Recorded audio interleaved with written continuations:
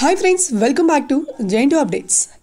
So BTech సంబంధించి R20 regulation అంటే 2021 2022 batches అంటే 2021లో ఎవరైతే బీటెక్లో జాయిన్ అయ్యారో వాళ్ళకి, అలాగే 2022 బీటెక్లో ఎవరైతే జాయిన్ అయ్యారో వాళ్ళకి, అలాగే లేటరల్ ఎంట్రీ అంటే బీటెక్ సెకండ్ ఇయర్ నుంచి మీరు చదువుతారు. సో ఇక్కడ వచ్చేటప్పటికి 2022 అలాగే 2023 బ్యాచెస్ వాళ్ళకి వీటికి సంబంధించి యూనివర్సిటీ రూల్స్ అనేవి చూద్దాము.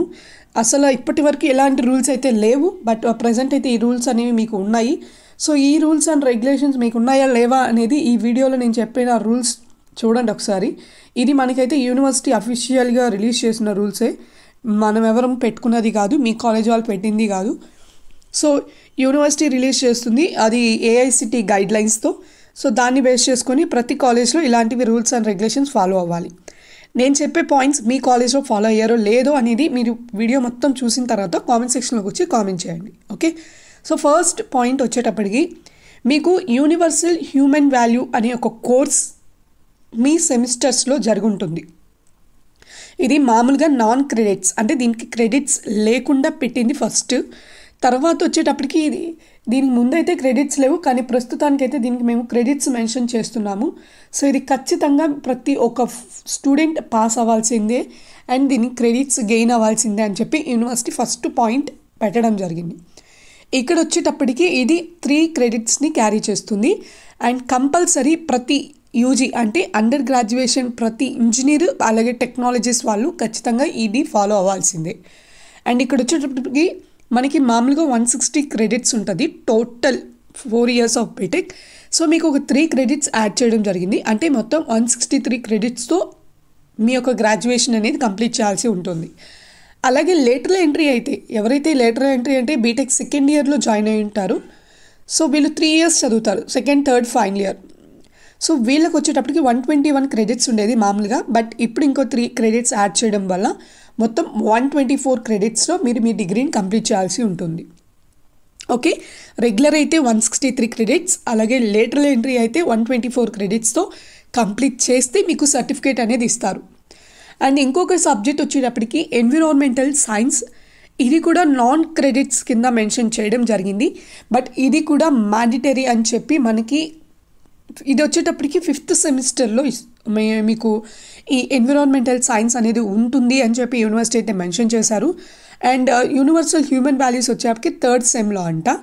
ఇవి జరిగాయా లేవా అనేది మీరు కామెంట్ సెక్షన్లోకి వచ్చి కామెంట్ చేయండి. అండ్ నాకు తెలిసినంత వరకు ఇప్పుడు 3rd yearలో ఉన్న వాళ్ళకి ఆల్రెడీ మీరు 3-1లో రాసుంటారు ఈ ఎన్విరాన్మెంటల్ సైన్స్ అనే సబ్జెక్ట్ రాసుండాలి. 5th సెమ్ అంటే అదే సెమ్ అవుతుంది కాబట్టి, సో అది రాశారా రాయలేదని మీకే తెలియాలి. సో ఇది వచ్చేటప్పటికి ఇది కూడా అండర్ గ్రాడ్యుయేషన్ ఇంజనీరింగ్కి అలాగే టెక్నాలజీస్ వాళ్ళకి ఇది అప్లికబుల్ అని చెప్పి యూనివర్సిటీ మెన్షన్ చేసింది సెకండ్ పాయింట్లో. అండ్ ఇక్కడ వచ్చేటప్పటికి మీకు ఒక డిగ్రీ ఇవ్వాలి అంటే మీరు 4 years కంప్లీట్ చేసిన తర్వాత లేదా మీకున్న సప్లీలని క్లియర్ చేసుకున్న తర్వాత మీకు ఒక సర్టిఫికేట్ ఇవ్వాలి కదా. సో ఇది ఎలా ఇస్తుంది ఏంటి, దీనికి కూడా కొన్ని రూల్స్ అనేది పెట్టడం జరిగింది. ఆ రూల్స్ కూడా నేను ఈరోజు ఇప్పుడు చెప్తాను చూడండి. సో మామూలుగా మనకి కోర్సెస్ అనేవి 4 years ఉంటుంది, బట్ కొన్ని సప్లీల వల్ల ఆ సప్లీలు రాసి మనం పాస్ అవ్వకుండా ఉంటే మనకి యూనివర్సిటీ ఇంకో 4 years ఎక్స్ట్రా ఇస్తుంది. అంటే ఇప్పుడు ఒకవేళ రెగ్యులర్ బ్యాచెస్ అయితే మొత్తం 8 years ఉంటుంది మీకు, అంటే గ్రాడ్యుయేషన్ కంప్లీట్ అయ్యేది 4 yearsలోనే, బట్ కానీ ఆ సప్లీలు క్లియర్ చేసుకోవడానికి ఇంకో 4 years ఎక్స్ట్రాగా మనకి యూనివర్సిటీ ఇవ్వడం జరిగింది. అంటే ఈ 4 yearsని పక్కన పెడితే ఇంకో 4 years మీకు ఎక్స్ట్రాగా ఉంటుంది సప్లీలు క్లియర్ చేసుకోవడానికి. 4 years ఉంది కదా అని చెప్పి చాలా నిదానంగా ఉండి ఆ చదవడంలో ఇంకా 4 years ఉంది ఇంకా మనకు అని చెప్పి ఆ మైండ్ సెట్లో మాత్రం అస్సలు ఉండకండి. ఎందుకంటే మీ పాస్అవుట్ ఇయర్ ఇవ్వరు ఆ టైంకి, మీరు ఏ మంత్లో పాస్ అయ్యారో ఆ మంత్ అండ్ ఆ ఇయరే ఇస్తారు తప్ప మీ పాస్అవుట్ ఇయర్ అయితే ఇవ్వరు. క్లారిటీ అయింది అనుకుంటున్నాను. మీరు ఇప్పుడు నాకు తెలిసినంత వరకు మే మంత్కి 4 మొత్తం కంప్లీట్ అయిపోతుంది.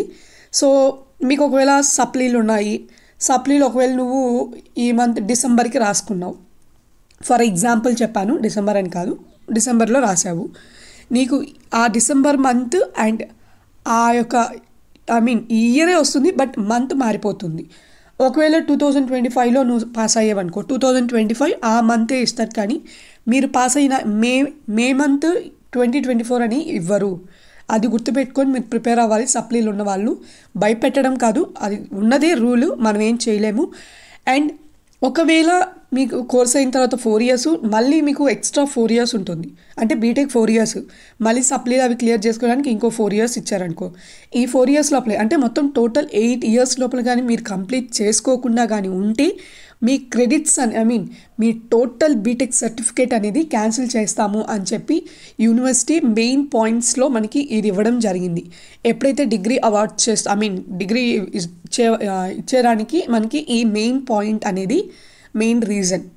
సో మీరు మొత్తం 4 yearsలో మీ కోర్సు అండ్ 4 years ఎక్స్ట్రాగా ఇస్తుంది. ఈ 4 yearsలో కొన్ని కంప్లీట్ చేసుకోకుండా ఉంటే అండ్ మీకు లాస్ట్ ఛాన్స్ అని చెప్పి ఒక ఎగ్జామ్ పెడతారు. నాకు తెలిసి మీరు కూడా వినే ఉంటారు, నేను పెట్టిన రీసెంట్ వీడియోస్లో లాస్ట్ ఛాన్స్ సంబంధించిన వీడియోస్ కూడా పెట్టాను.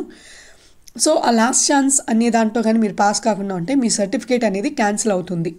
ఇది క్లారిటీ, ఓకే. అండ్ నెక్స్ట్ వచ్చేటప్పటికి ఒక్కొక్కసారి మనకి లాస్ట్ ఛాన్స్ అనేవి 2 సార్లు కూడా పెడుతుంటారబ్బా.